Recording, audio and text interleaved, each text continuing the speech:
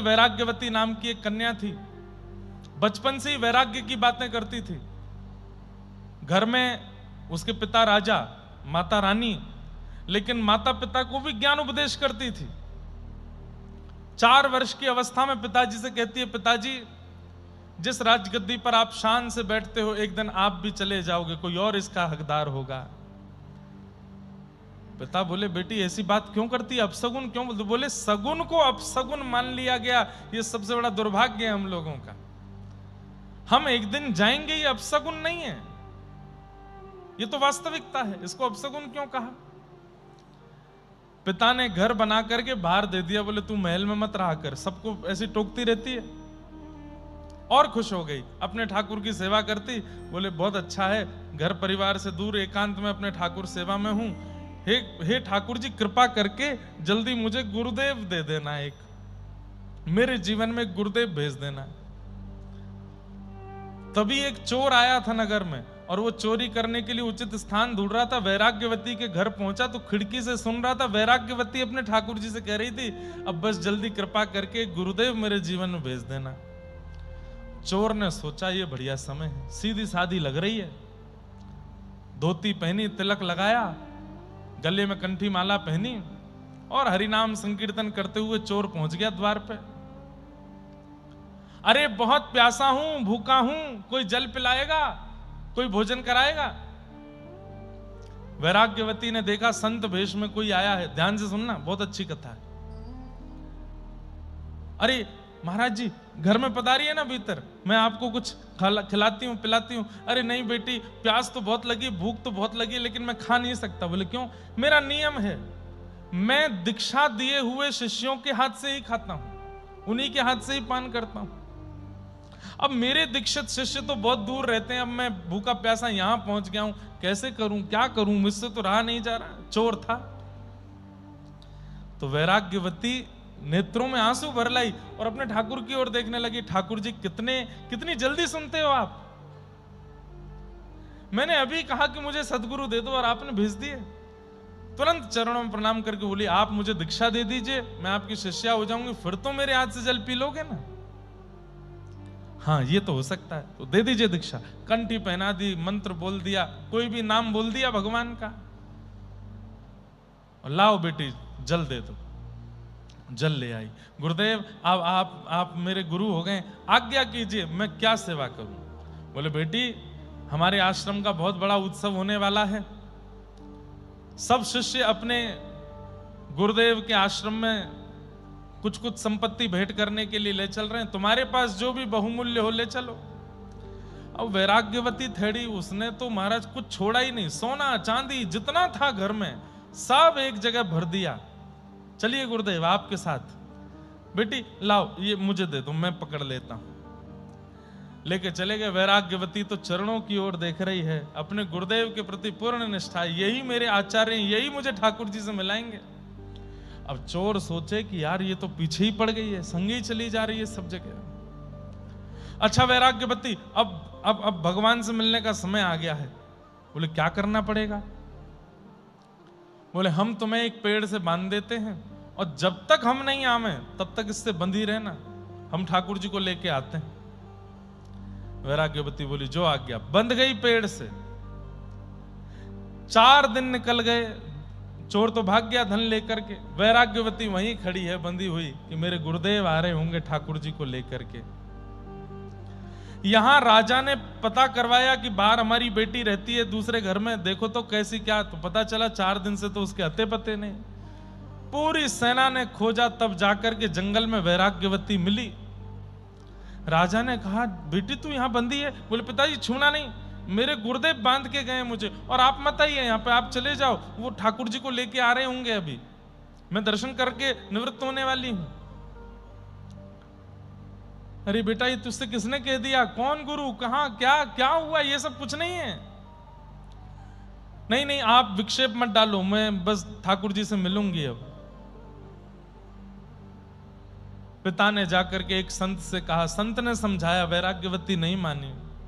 और बड़े संत के पास गए तो एक साधु महात्मा बोले मैं नारद जी को बुला सकता हूं पृथ्वी पर, वो यदि समझा दें तो मान जाएगी।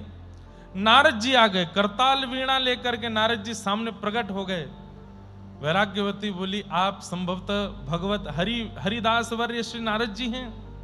जी, बड़े, ये तो होना ही था। मैंने कथा में सुना है, नारदो देव दर्शन, देव दर्शन से पहले नारद जी का दर्शन होता है। अब ठाकुर जी का दर्शन होने वाला है, इसीलिए आप आए हैं ना? नहीं बेटा, इसलिए तो नहीं आया हूं, बल्कि मैं तुम्हें सच्चाई बताने आया हूं कि जिसको तुमने गुरु मान लिया है वो तो चोर है, वो तो चोर है। वैराग्यवती ने आंख बंद कर ली। नारद जी बोले, क्या हुआ? बोले, मेरे गुरुदेव के प्रति उल्टी सीधी बात बोलने वाला, उनके ऊपर आक्षेप करने वाला, चाहे नारद भी क्यों ना हो, मैं नहीं देखूंगी, चले जाओ आप यहां से। मेरे गुरु के प्रति आप चोर क्यों कह रहे हो? अरे वो चोर ही है।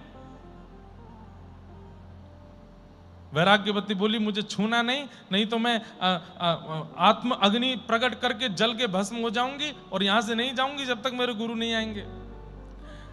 नारद जी बोले, राजा तुम घबराओ नहीं, हम महादेव को लेके आते हैं, देवादिदेव महादेव आके समझाएंगे, उनकी बात तो मानेगी।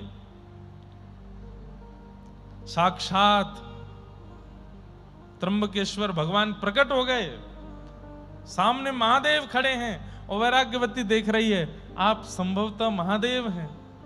हाँ देवी, बड़ी कृपा, ये तो होना ही था, पहले नारद जी, अब महादेव, अब जल्दी ही बस ठाकुर जी का दर्शन होने ही वाला है, इसीलिए तो आप सब आ रहे हैं। बोले, नहीं बेटा, हम इसलिए नहीं आए, हम तो ये बताने आए हैं कि तुम्हारे गुरु जी जो हैं वो चोर हैं। वैराग्यवती ने फिर नेत्र बंद कर लिए। बोले, मैं महादेव को भी नहीं निहारूं अगर मेरे गुरुदेव की निंदा करेंगे तो। राजा बोले, नारद जी धरे रह गए, महादेव भी कुछ नहीं कर पाए, मेरी बेटी कैसे ठीक हो? महादेव बोले, अब तो रुको, हम नारायण को ही लेके आते हैं, ईगो पे बात आ गई है हमारे। शंख चक्र गदा पद्मधारी गरुण पर बैठ के नारायण प्रकट हो गए सामने, और प्रकट होकर के बोले, वैराग्यवती नेत्र खोलो। नेत्र खोल करके देखा तो साक्षात परमात्मा खड़े हैं। अब तो नतमस्तक हो गई, जय हो जय हो, कृपा हो गई। ये तो मुझे पता था मेरे गुरुदेव की निष्ठा का फल मिलेगा। नहीं, हम तो ये बताने आए हैं कि तुम्हारे गुरु जो हैं वो चोर हैं। बोले, मेरे गुरु यदि चोर हैं, ऐसा कोई भक्त बता दीजिए जिसको दीक्षा के 7 दिन के अंदर नारद जी, महादेव और नारायण तीनों दिखे हो। मुझे दिखे हैं, ये मेरे गुरुदेव की कृपा है। महादेव नारायण ठाकुर जी को देखें, ठाकुर जी नारद जी को देखें, सब संप्रदाय एक तरफ रह गई, सारे गुरु एक तरफ रह गए, चोर भगवान से मिला गया। बताओ, उसको खोज तो लाओ, कहां है? महादेव बोले, मैं जाता हूं। ध्यान लगाया, श्रृंगी भृंगी से पूछा, ढूंढो कहां है? पता चला पास के नगर में चोरी कर रहा था। महादेव पहुंच गए। आधी रात में एक घर में घुस रहा था, तुरंत महादेव त्रिशूल लेकर के, डमरू लेके सामने खड़े दिखे। चोर घबराया, बोले, आप तो महादेव हैं। बोले, तूने अभी अभी किसी वैराग्यवती को दीक्षा दी थी? अच्छा, वो राजा की बेटी? बोले, हाँ। अब उसको तो ऐसे ही मैंने कोई दीक्षा विक्षा, मैं कोई गुरु थोड़ी, मैं तो चोर हूं। वो ऐसे ही नाम दे दिया, ऐसे ही कर दिया।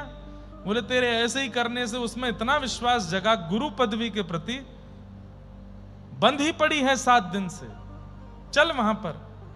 जैसे ही चोर को लेकर के पहुंचे, ठाकुर जी खड़े हैं गरुण पर, नारद जी खड़े हैं, महादेव खड़े हैं, सब महाराज खड़े हैं वहां पर, और वैराग्यवती बंदी है। गुरुदेव के आते ही नेत्रों से झरझर आंसू गिरने लगे। मेरे गुरुदेव, आपकी बड़ी कृपा, आपकी बड़ी अनुकंपा, आपकी बड़ी लीला, देखिए ना, सब खड़े हैं मेरे सामने, सबके दर्शन हो गए। नाथ, अब बस मुझे कुछ नहीं चाहिए, भगवत दर्शन हो गया, अब तो आप बस अपना चरण मेरे सिर पर पधरा के मुझे मुक्त कर दीजिए। अब चोर भगवान को देखे, भगवान कहें, पैर पधराने का मंत्र आता है तुमको? बोले, हमें तो कुछ नहीं आता।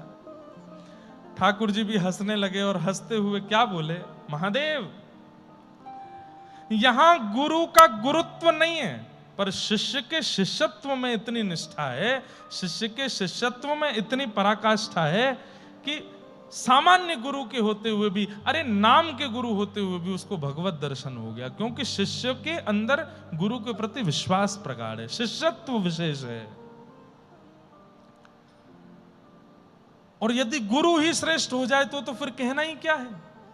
अश्रेष्ठ गुरु के जीवन में, वैसे अश्रेष्ठ शब्द गुरु के साथ कभी लगता ही नहीं है। गुरु यदि हैं तो वो श्रेष्ठ ही हैं। हर दिन गिना कीजिए दीक्षा के बाद, कितने दिन हो गए शरणागति हुए, बस अब मिलेंगे अब मिलेंगे, आज का दिन और देखते हैं, आज और देखते हैं, आज और देखते हैं, ऐसे करना पड़ेगा। और गुरु को परब्रह्म मानते हुए करते रहो। ये एक दिन प्रकट होंगे सामने, ठाकुर जी को आना पड़ेगा।